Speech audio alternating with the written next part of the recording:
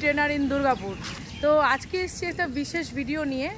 Driving আমি শেখাই মহিলাদের, তোমরা সবাই জানো। তো দেখো সঙ্গে এখন আছে আমার সুজাতাদি। সুজাতাদি কীভাবে ইউটার্ন করছে, ঠিক বিজি টাইমে আমরা কিভাবে ইউটার্ন করব সেই জিনিসটা কিন্তু দেখছি। ইন্ডিকেটর দেওয়া, সঠিক রাস্তা দেখে সঠিক পজিশনে দাঁড়ানো, সেগুলো দেখে আমরা কিন্তু ক্রস করব।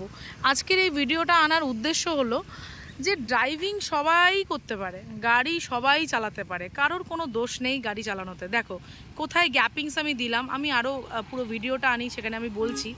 তো কোথায় কি মেনটেন করতে হবে, গাড়ি তো সবাই চালাচ্ছি, কিন্তু প্রপার রুলসে চালাচ্ছি কি, সেটা হচ্ছে মেন ব্যাপার। আমি যদি সবসময় নিজেকে সেফ রাখতে চাই, আমি যদি সেফেস্ট জোনে থাকতে চাই যে হ্যাঁ আমি গাড়ি চালাবো, খুব সুন্দরভাবে গাড়ি চালাবো, কিন্তু বিপদ আপদের সম্মুখীন হবো না, তাই এটার জন্য আমাকে কি করতে হবে, এটার জন্য একটাই জিনিস করতে হবে, সেটা হচ্ছে রুলস ফলো করতে হবে। তো রুলসটা কীভাবে ফলো করবো? দেখো রাস্তায় তো প্রচুর মানুষে গাড়ি চালায়, হেলমেট পরে না, হেলমেট না পরেই গাড়ি চালাচ্ছে। কটা মানুষের মাথায় হেলমেট আছে?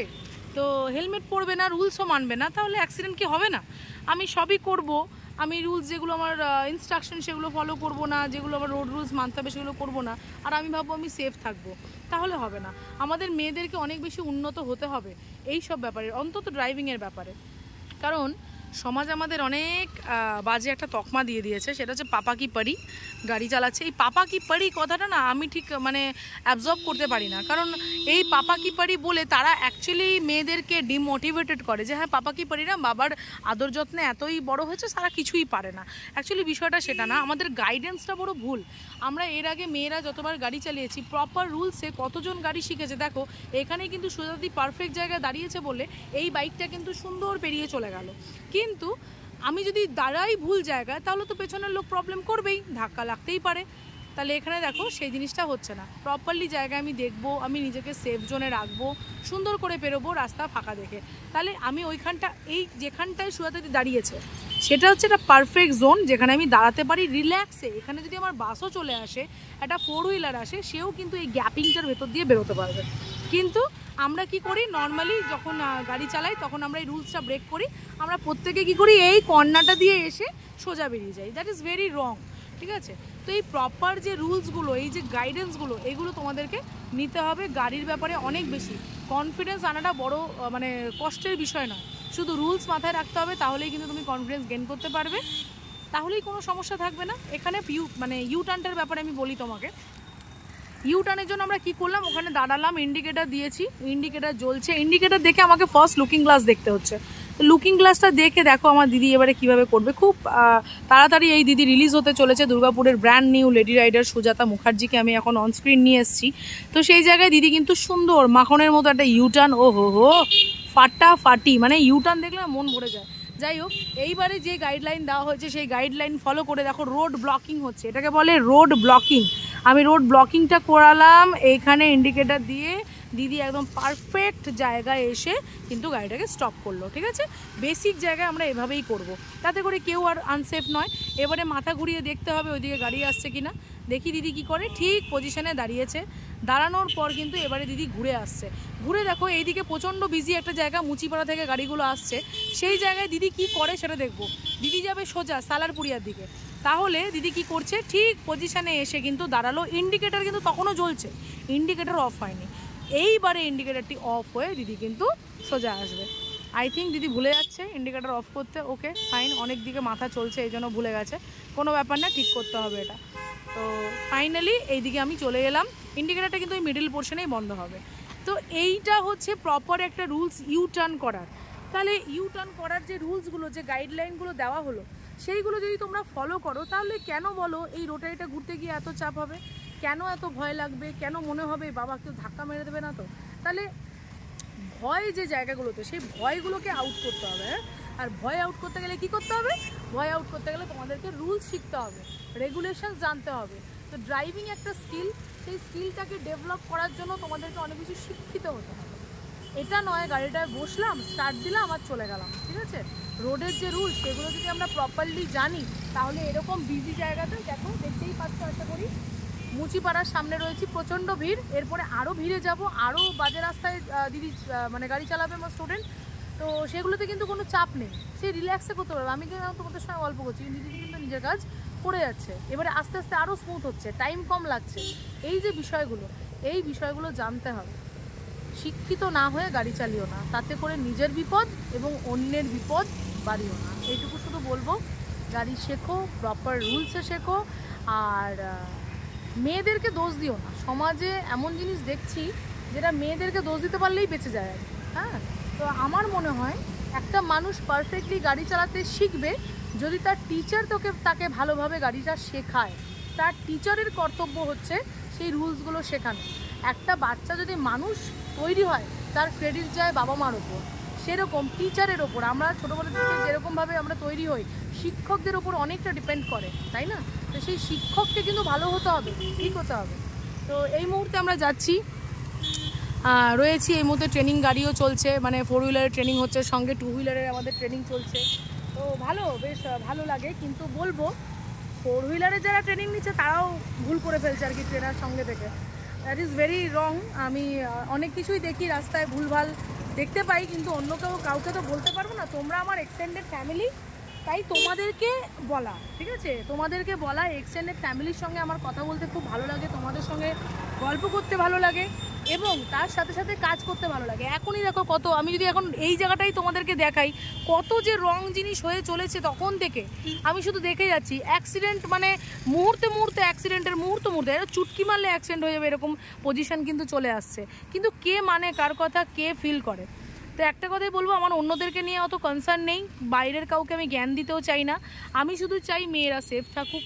এই দিদির মতো সুন্দরভাবে দেখো, একদম এই দিদি যেভাবে গাড়ি চালাচ্ছে বা আমার স্টুডেন্টরা যেভাবে শেখে, তাদের দেখলেই বুঝতে পারবে আজীবন কোনো মানে কি বলবো, বিপদ আপদ না টাচও করতে পারবে না।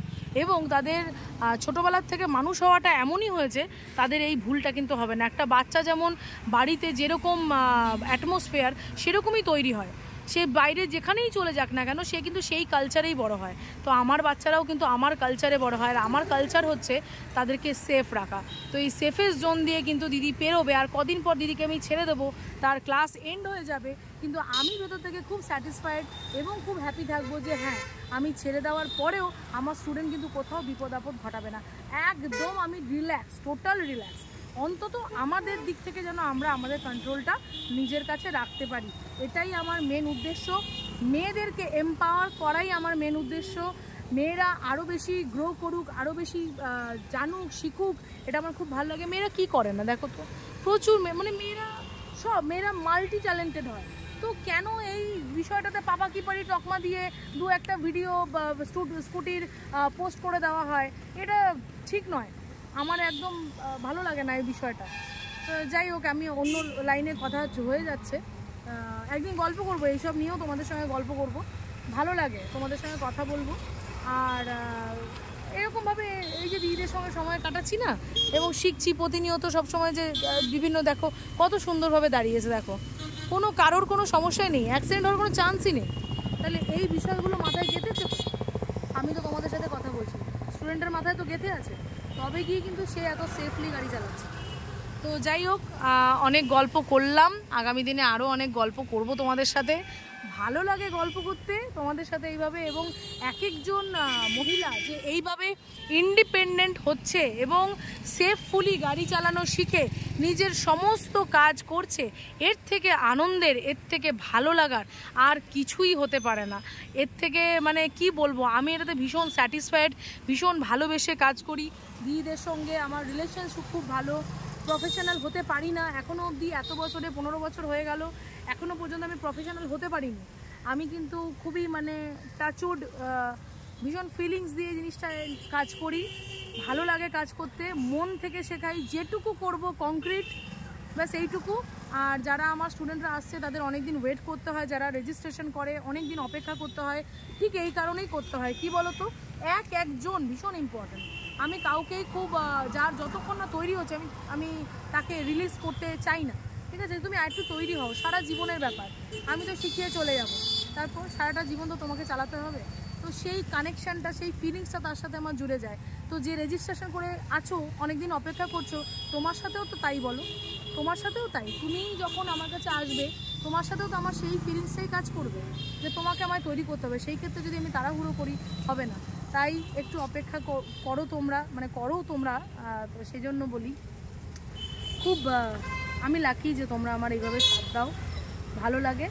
তো ব্যাস এইটুকু, আমি কথা বলতেই থাকবো, না হলে আমি শেষ করি ভিডিওটা। তোমরা সঙ্গে থাকো, পাশে থাকো, এই সমস্ত কথা তোমাদের সঙ্গে শেয়ার করে খুব ভালো লাগে। আর বলবো যে কন্ট্যাক্ট করো আমাকে, স্কুটি সব জায়গায় করে নাও, দেখে নাও, শিখে নাও। যদি না হচ্ছে আমার কাছে এসো। তবে একটা কথাই বলবো বাবা, শিখতে গিয়ে পড়ে গিয়ে তখন ভয়টা ঢুকিয়ে নেয়, তখন কিন্তু টাইম আরও লেগে যায়। তো যদি সেফফুলি প্রথম থেকে থাকতে চাও, মনের ভেতরে প্রচণ্ড ভয় থাকে যে আমি পড়ে যাবো, আমি বোধহয় আমার বয়স হয়ে গেছে, আমি বলছি, আমি তোমাকে কথা দিতে পারি বুকে হাত রেখে যে তুমি কোনো চিন্তা করো না, তোমার কোনো ক্ষতি আমি থাকাকালীন তোমাকে হতে দেবো না, না তোমার গাড়ির ক্ষতি হতে দেবো, না তোমার ক্ষতি হতে দেবো। তাই রিল্যাক্সে আমাকে কন্ট্যাক্ট করতে পারো 8927422275 এই নাম্বারে। ফোন করলে যদি না ধরি, রাগ না করে একটু হোয়াটসঅ্যাপ করো। আমি সময় দেখছো তো, এই দেখো পুরো রোডে বসে আছি, এখন বাজে সকাল 10টা। তো ওই জন্য আমি করতে পারি না, অনেক সময় অন রোডে থাকি, গাড়ি চালাই, ম্যাক্সিমাম আমার সারাদিনই এইটাই কাজ। তো এই কারণে ফোন কলস মিস হয়। তোমরা কাইন্ডলি রাগ করো না, তোমরা হোয়াটসঅ্যাপ করো। দিনের শেষে হলেও যখন আমি সময় বার করব, আমি তোমাদের সঙ্গে কথা বলবো, কানেক্ট করবো। দেখো ভিড়টা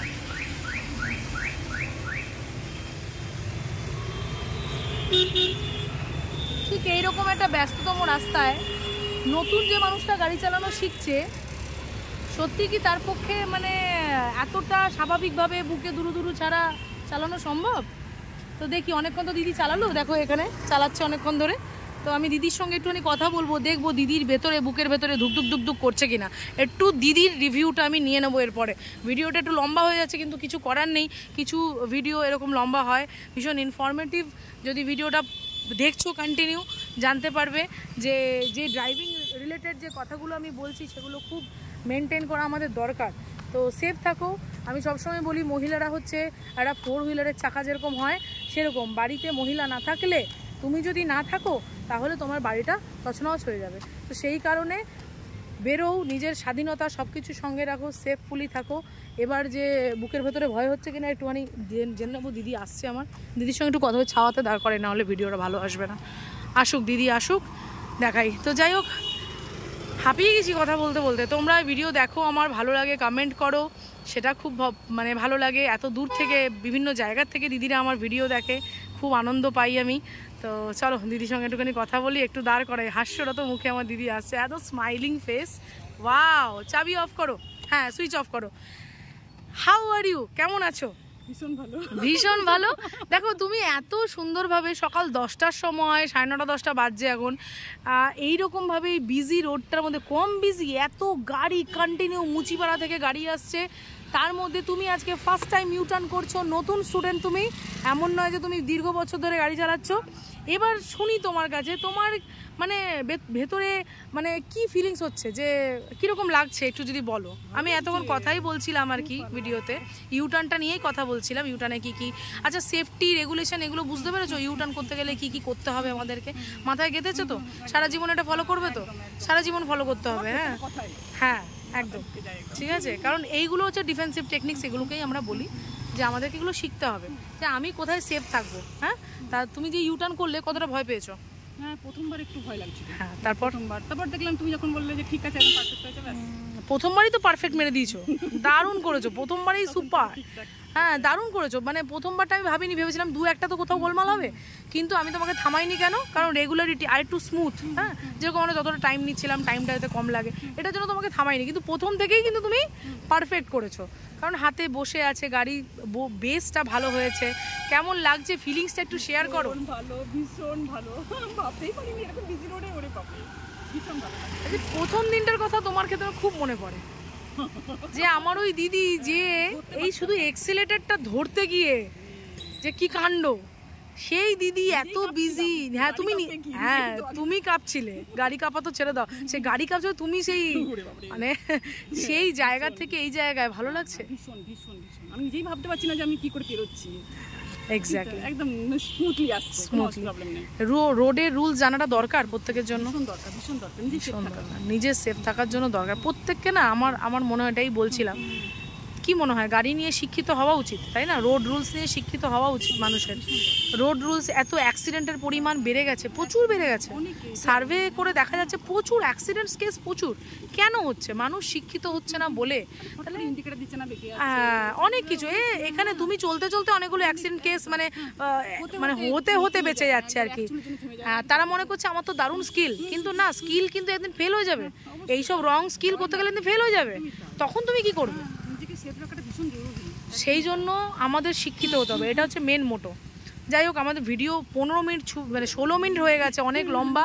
তোমার টাস্কটাই পুরো নিয়েছি, খুব ভালো লাগছে। আমার ভালো লাগছে যে তুমি খুব সুন্দরভাবে স্মুথলি করেছো। হ্যাঁ, ইন্ডিপেন্ডেন্ট লাগছে তো? স্যাটিসফাইড ট্রেনিং নিয়ে? Thank you. এই যে তোমার যে স্বাবলম্বী তুমি হতে পারছো, এটাতে আমার আনন্দ, আমার এতে ভালো লাগা। কংগ্রাচুলেশন, খুব ভালো হয়েছে। এইভাবে এগিয়ে চলো, এটা একটা স্কিল, এটার পরে আরেকটা স্কিলের জন্য মুভ করতে হবে, ঠিক আছে? তো যাই হোক, একদম একদম একদম, আমি তো পাশে আছি। আমি দিদিদের পাশে সবসময় থাকি, মানে সবসময় আমি বলি যে আমি সঙ্গেই কিন্তু আছি। হ্যাঁ, ক্যামেরাটা ধরতে ভুল করে ফেলছি। যাই হোক, এই হচ্ছে আমরা এক ফ্রেমে বন্দি। তো খুব ভালোভাবে সময় কাটছে, ক্লাস হচ্ছে, আনন্দ হচ্ছে, সব কিছু নিয়ে খুব ভালো আছি, বিন্দাস আছি। আর যারা স্কিল শিখতে চাইছো, ড্রাইভিং শিখতে চাইছো, খুব ভালো করে শেখো, নিজের বিপদ ঘটিও না। আর আমি বলবো ড্রাইভিং রিলেটেড ব্যাপারে আগে শিক্ষিত হও, তারপরে গাড়ি চালাও, ব্যাস এইটুকু বলবো। ভিডিওটা এখানে এন্ড করছি। যারা যারা দেখছো তারা সাবস্ক্রাইব করো, লাইক করো, যদি পছন্দ হয় সঙ্গে দেবো, কমেন্ট করো, ঠিক আছে? ততক্ষণের জন্য টাটা, বাই বাই। দি টাটা করে দাও তো, বাই। চলো তুমি টাস্কটা শুরু করো আবার।